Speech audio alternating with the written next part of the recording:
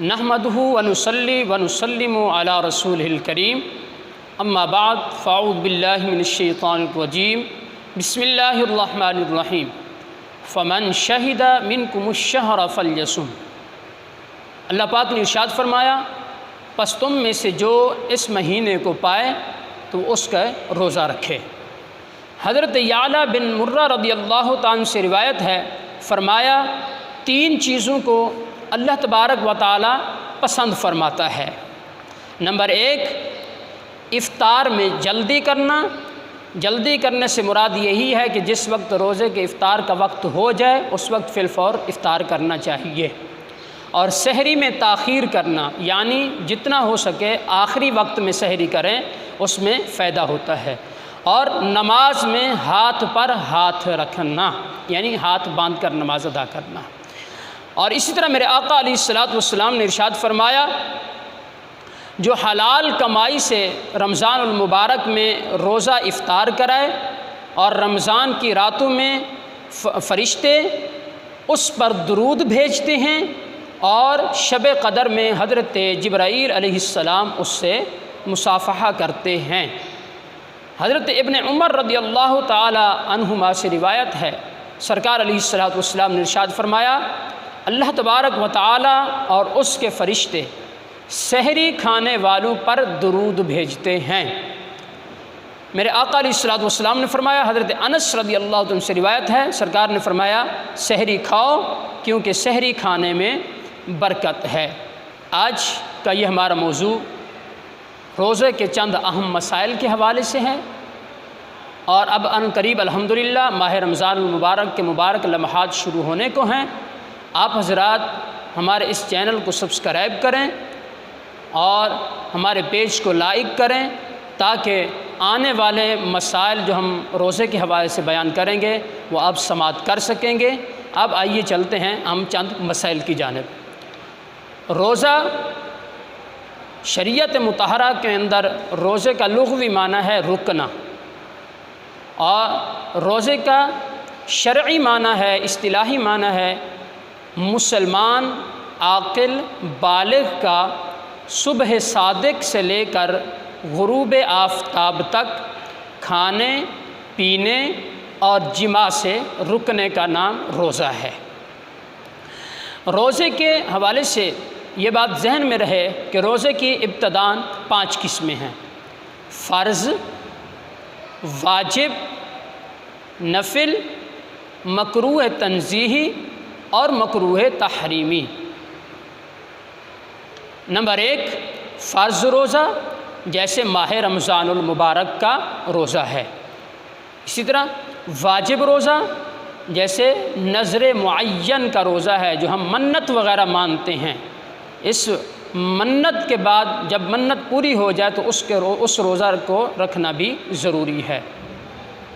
نفل روزہ جیسے 9 محرم الحرام کا روزہ رکھنا اور 10 محرم الحرام کا روزہ رکھنا، اس طرح دوسرے ایام میں 15 شعبان المعظم کو روزہ رکھنا، اور عید کے بعد کے 6 روزے رکھنا، یہ تمام کے تمام روزے نفل روزے کہلاتے ہیں۔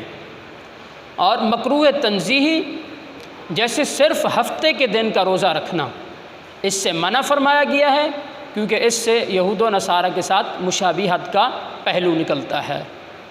اور نمبر 5، مکروہ تحریمی جیسے عیدین کا روزہ رکھنا اور ایام تشریق کا روزہ رکھنا، کیونکہ ان دنوں میں اللہ تبارک و تعالیٰ گویا کہ میزبان ہوتا ہے اور اس کو ماننے والے مسلمان اس کے مہمان ہوتے ہیں، تو لہٰذا ان دنوں کا روزہ رکھنے سے منع فرمایا گیا ہے۔ روزہ رکھنے سے پہلے یقیناً نیت کی ضرورت پڑتی ہے۔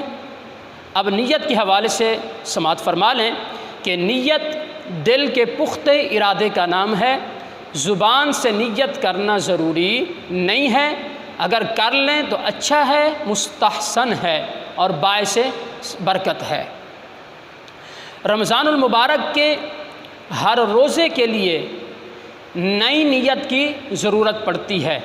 ایسا نہیں ہے کہ پہلے دن کوئی شخص کہے کہ میں پورے ماہ رمضان المبارک کے روزوں کی آج ہی نیت کر لیتا ہوں، تو یاد رکھیے گا ایسی نیت اس کی کفایت نہیں کرے گی، ہر دن کے لیے نئی نیت کا ہونا ضروری ہے۔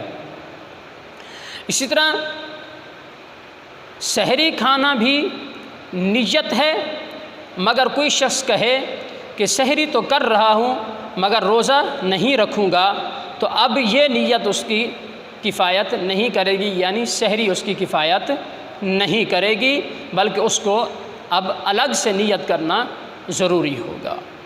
اگر کوئی شخص صبح بیدار ہوا تو اس پر غسل فرض تھا، تو اگر وقت تنگ ہے کہ اگر وہ غسل کرے گا تو وقت سحری کا نکل جائے گا، تو اس کے لیے فرمایا ہے فقہا نے کہ وہ شخص ہاتھ دھو لے، منہ دھو لے اور کلی وغیرہ کر کے سحری کر لے، سحری کرنے کے بعد وہ غسل کر سکتا ہے۔ یاد رکھیے گا، سحری کا جو آخری وقت ہے وہ صبح صادق کا طلوع ہونا ہے، آذان نہیں ہے۔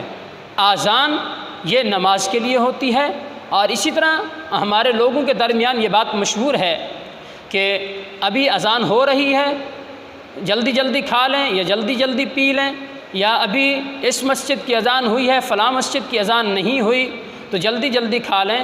تو یاد رکھیے گا، اگر ایسی صورت میں اذان کے دوران آپ کھاتے رہے پیتے رہے تو یاد رکھنا اس دن کا آپ کا روزہ نہیں ہوگا، اس لیے کہ جب اذان ہوتی ہے تو اس وقت روزے کا سحری کا وقت ختم ہو چکا ہوتا ہے، اذان جو دی جاتی ہے وہ نماز کے لیے دی جاتی ہے۔ اور اسی طرح افطار کا جو وقت ہے وہ ہے غروب آفتاب، اذان نہیں ہے، کیونکہ اس وقت بھی اذان نماز کے لیے ہوتی ہے۔ ایسا نہیں ہے کہ بعض اوقات اب ہمارے معاشرے میں تقریباً تمام مساجد میں سیرن کا انتظام ہوتا ہے کہ اذان سے پہلے سیرن بجا دیا جاتا ہے اور ہر کسی کو پتہ چل جاتا ہے کہ اب افطار کا وقت ہو چکا ہے، تو لہٰذا جب سیرن بجایا جائے تو وہ وقت افطار ہوتا ہے، اس وقت افطار کر لینا چاہیے۔ یاد رکھیے گا، اذان کا انتظار نہیں کرنا چاہیے، کیونکہ اذان روزے کے لیے نہیں ہوتی بلکہ اذان نماز کے لیے دی جاتی ہے۔ یہ روزے کے حوالے سے چند ایک چیزیں آپ حضرات کے سامنے بیان کی ہیں۔ آپ چاہتے ہیں کہ ہمارے اگلے مسائل روزے کے حوالے سے آپ سماعت کرنا چاہیں تو ہمارے اس چینل کو سبسکرائب کریں، انشاءاللہ العزیز آنے والے مسائل آپ کو ہمارے اس چینل پر ملیں گے۔ اللہ پاک ہم سب کا حامی و ناصر ہوں، وآخر دعوانا الحمدللہ رب العالمین۔